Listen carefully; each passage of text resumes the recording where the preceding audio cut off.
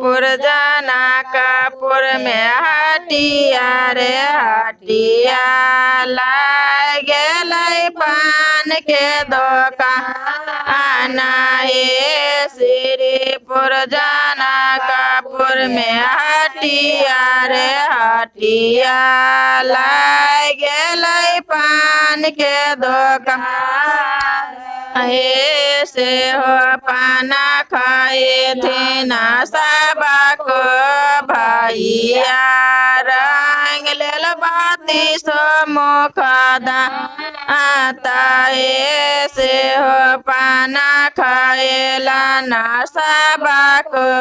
भैया रंग लेल बाती सो मुखदा आता है हंसिए बसिए पूछे कनिया भौज काम रंगल प्रभु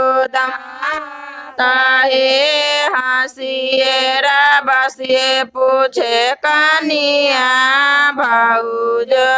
काम रंगल प्रभु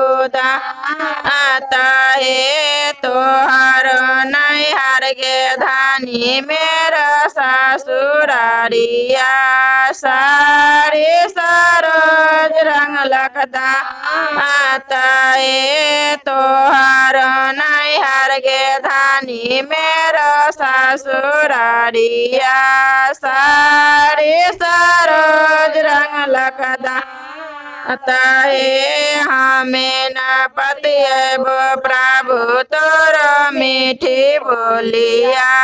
छुए लिया तुलसी के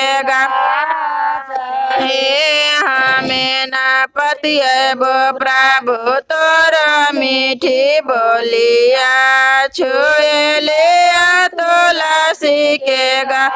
अच्छा हे तुलसी छुएबते धानी हमें मारे जाए तेज परत 16 सिंह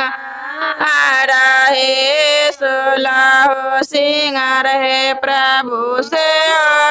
माते जावे छुए लिया तुलसी के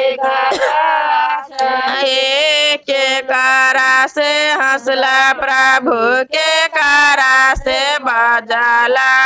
के कारा से कैला घमासा के कारा से हंसला प्रभु के कारा से बजाला